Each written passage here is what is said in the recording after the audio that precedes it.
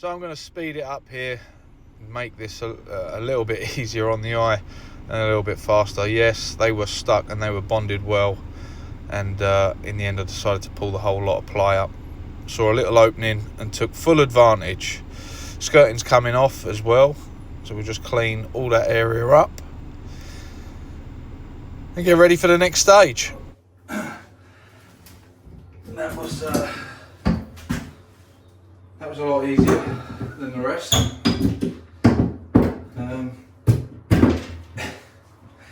The only thing I can think of is that we've got in closer to the door and run out of screws. So thank you for that.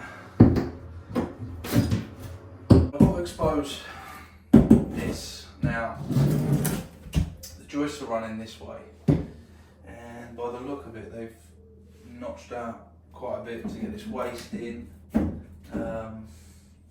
But what I need to do is I need to cut this section of the floor out. This side is okay, it's all strong. It's this side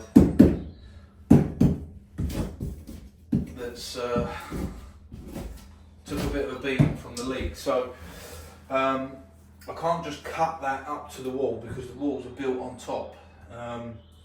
So if I mark back 400 centres, I should be here with another one. So that section of flooring will stay because obviously the wall's on top of it, and then I'll reinstate it from this joint and do the same there, find the nearest joist, cut that out so that the wall still remains, because you're not going to get the flooring under there. It all links all the way through. So that's what you have to do. And then when I build my new stud wall that's going in here, I can sit that wall straight on top of the joists, and I can get the strength for that wall right to the floor joist. That's how I do it. So I need to expose this, but this copper's coming back this way, it's going like that. So I need to carefully take this up without cutting anything. So what I might do is, where this is all damaged, just start exposing that, and I can get a bit of an eye for it.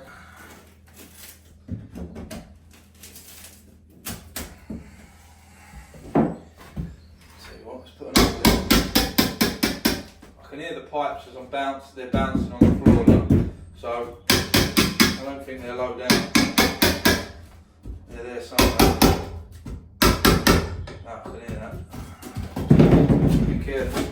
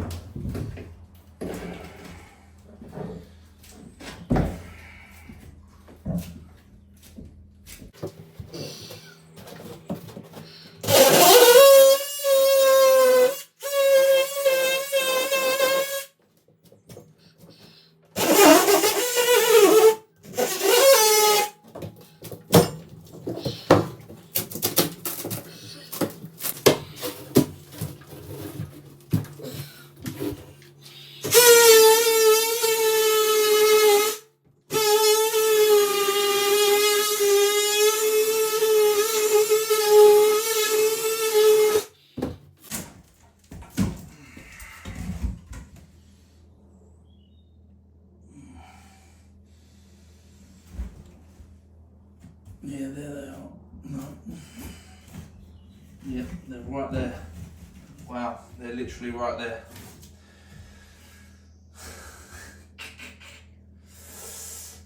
So,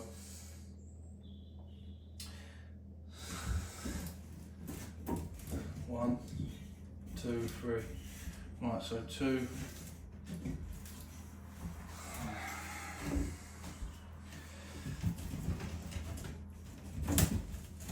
Right, we're right up to that joint.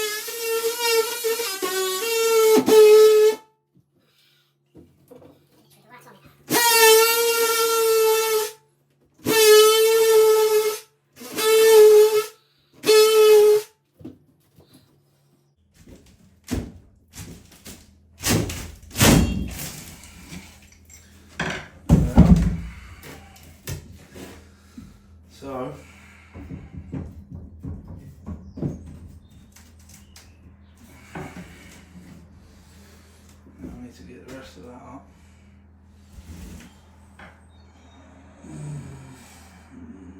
Joist needs a bit of treatment. This one's alright.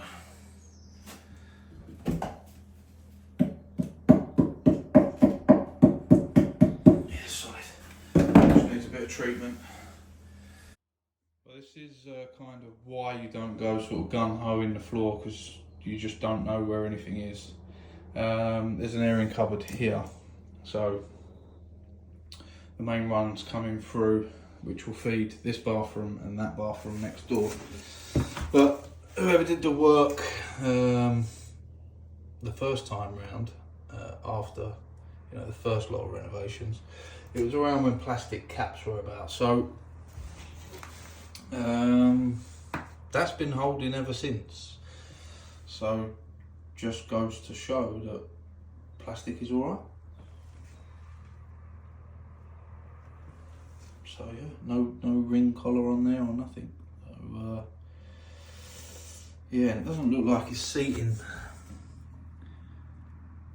on the nicest part of the pipe, just after a bend, but it's done the job and it's held. So, but I won't leave that like that, obviously. Once I get the water off again, I can cap that.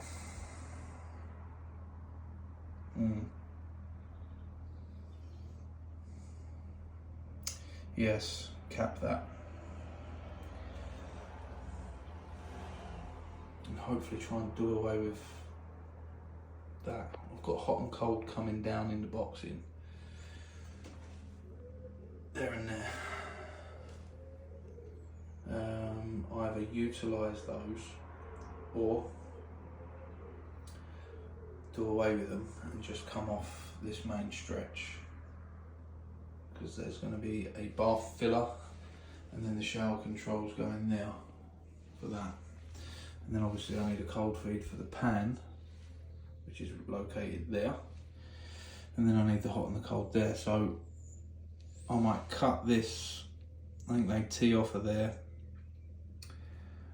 Yeah, until I get this up, I'll decide, but it's a bit of straightening out pipe work. Okay, so we got the floor exposed, pipe work exposed, should I say. Now, there was a lot of crap around there, obviously, from where we're removing, and obviously the previous left a bit of rubbish in there. I couldn't quite see, so I could see this one. We got a little bit of fungus growing on that timber, which is okay, because I will treat that and clean that. I've got some treatment for that. However, the one behind it is no longer attached into the wall. I can just point that out to you. There is a hole right through the timber, and the bad stuff finishes about here.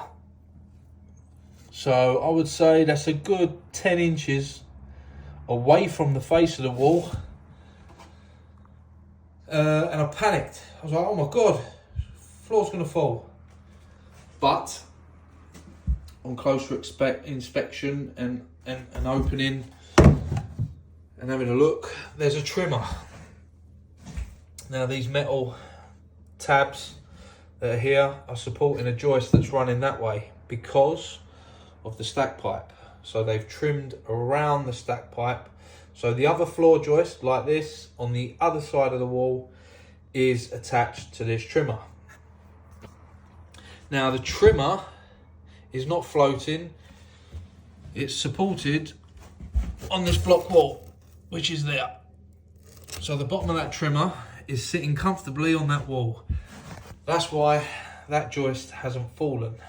So, with that being said, the weight from that joist is spread onto that wall via the trimmer. So, in a roundabout way, we're okay. However, I do need to cut the end off of that timber where the rot stops, so that I can treat it and that joist will be okay for the future. The treatment on here will work fine. Once that's all cleaned up, that will be fine, because the integrity of that timber is all the way through. It's solid. There is no, it's not rotten out. That was the worst, obviously, where the water was coming down the back. You can see off the wall there. So that timber was absorbing all of it.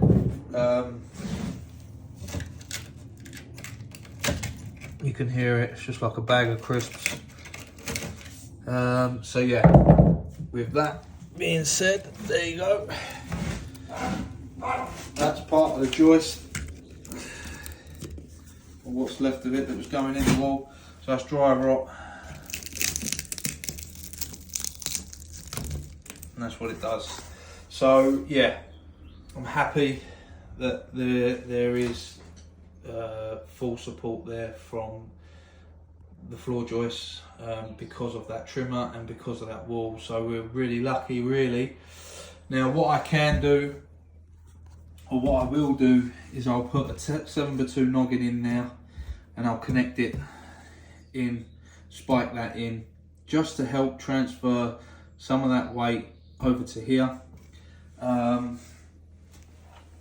But even if I didn't do that, that weight is fully supported via that section there, because it's all resting onto the wall. But I will put an extra support in there, because while we can, it's open, let's do it, and just make it stronger. Although it's strong as it is, but there's nothing like a bit of overkill. It won't do no harm. So now, wastes that go into that stack, that top waste there, that 40mm waste, that one is the old one for the bath that was situated here. I'm going to turn that into I'm going to run it in 40 above that stack, come all the way along, and it will go where the basin is going to be situated. As I said, I've got a boxing going in here, so I can do that. The one for the basin, I'm going to cut it there and bring it across and come through this floor to pick up the bath waste. That's going to be my new bath waste. I'm going to switch them around, because that one is lower, so that will work better for this bath, and that one will work better for the basin. The cold feed and the hot feed, obviously here, I'm going to cut under the floor and wrap up, bring it up in plastic. New feed's coming up from the floor. That I have got a compression stop end, so I'm going to cut that 15mm further back and put the compression stop end on there. Then I'm going to cut these 22s further up here, cut them out there, and I'll probably be able to cut this cold, which is this one, about here, and bring my new fittings coming off of that. I want to come behind that waist, if I can, or I might have to come underneath it. Let's see. Once I get the frame in, frame needs to go in. It's going to take the new toilet. That's what my boxing guide is going to be set on. So I don't want to come any further than that. So yeah, in my head, I've got a million things going on. I need to get this cleaned out, and then tomorrow, I've been investigating, looking at ways to get over that issue, but speaking to professional builders, giving me advice, and you know, we're kind of lucky really that there's a wall underneath and it's supported that weight, and they trimmed across. Obviously they had to trim across to pick up because of the stack pipe, so it kind of was okay. It is going to be okay. I'm going to take that off, clean it up, spray it, get rid of all the mould, and that will be fine, because as I said, the weight's all transferred over to that wall now, so that's why it hasn't dropped, it hasn't moved, it's solid still now, so that trimmer's doing the job. But yeah, bathrooms, This is bathrooms. So tiling onto a painted surface, especially on plaster, is a big no-no. If the plaster has not been treated prior to paint with a primer, or a wet base coat has been put on first, then the paint will just sit there. Tiles do not adhere to surfaces like that because they are likely to fall off due to the weight, because the paint isn't adhered to plaster.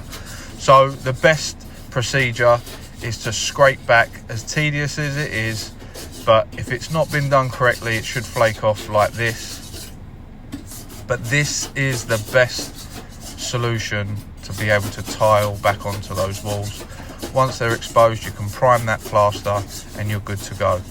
But don't take any chances tiling on paint, because it's a big no-no and the wall will become live. So that's it, guys. I'm going to leave the video here. This is now the end of day 2. So had a little bit of messing around, but we're all ready to go for the following day. So look out for that upload. Ciao for now.